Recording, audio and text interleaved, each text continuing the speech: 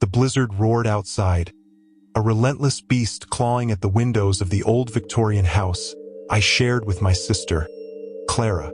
She was staying at her boyfriend's place across town, leaving me alone to weather the storm.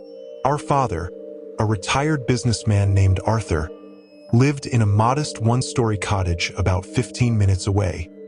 He'd been blind for years, but he was fiercely independent, managing his daily life with remarkable ease.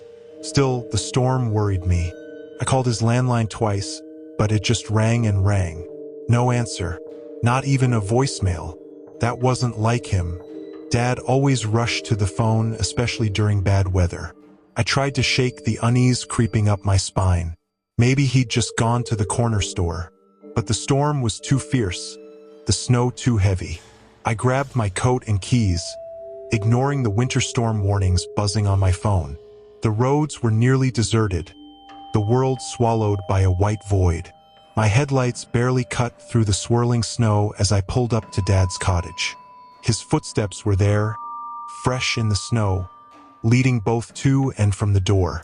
He must have just gotten back.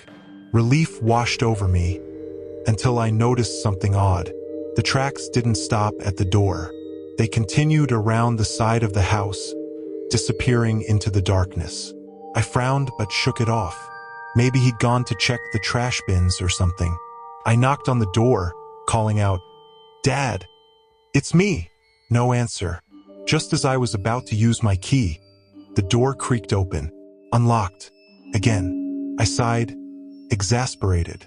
"Dad, I've told you 1,000 times." My voice trailed off as I stepped inside. The cottage was eerily quiet, the only sound the faint ticking of the clock in the kitchen. The air felt heavy, oppressive. I shut the door behind me and noticed the melted snow tracks on the hardwood floor. They led past the living room down the hall toward Dad's bedroom. My stomach twisted. "Dad!" I called again, louder this time. Nothing. I followed the tracks, my heart pounding with each step. The hallway seemed longer than I remembered, the shadows deeper. I reached his bedroom and pushed the door open. Empty. His phone was on the nightstand, vibrating with my calls. The tracks led to the bathroom, the door shut tight. Dad never closed doors. He left them open, always. And the shower curtain, it was pulled shut. He never did that either. My breath hitched as I stared at the closed bathroom door. Something was wrong. Very wrong. I stepped closer, my hand trembling as I reached for the doorknob. "Dad!" I whispered, my voice barely audible. I turned the knob and pushed the door open. The bathroom was empty. The shower curtain hung still, but I could see the faint outline of something behind it. My pulse raced. I reached out, my fingers brushing the cold plastic, and yanked it aside. Nothing, just an empty tub. I exhaled, laughing nervously at myself. I was being paranoid. But as I turned to leave, I noticed something on the floor. A single, wet footprint, too large to be Dad's. My blood ran cold. I bolted out of the bathroom and ran to the front door, fumbling with my phone to call 911. As I waited for the police, I paced the living room, my eyes darting to every shadow, every creak of the house settling. The storm outside seemed to grow louder, more menacing. The police arrived quickly, their flashlights cutting through the gloom. We searched the cottage together, but it was empty. No sign of Dad, no sign of anyone. The officers assured me they'd keep looking, but I couldn't shake the feeling that something was terribly wrong. I stayed the night at Dad's cottage, too afraid to leave. The storm raged on, the wind howling like a wounded animal.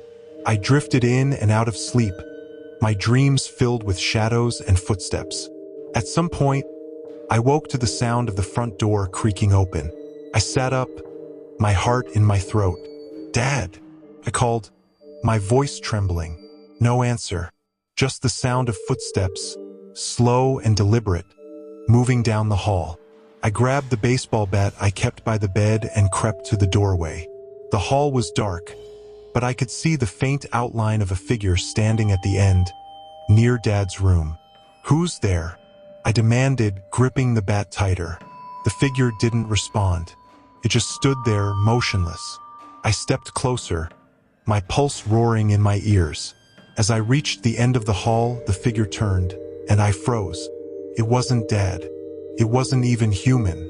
Its face was a twisted mask of shadows, its eyes glowing like embers. It smiled, a grotesque, too wide grin, and reached for me. I swung the bat, but it passed right through the figure as if it were made of smoke.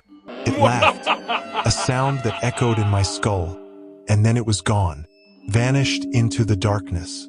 I collapsed to the floor, shaking, my breath coming in ragged gasps. The police found me there hours later, curled up in the corner of the hallway. They never found Dad. Not a trace. The cottage was empty, just as it had been before. But sometimes, late at night, I hear the footsteps again. Slow, deliberate, moving down the hall. And I know it's still there, waiting, watching.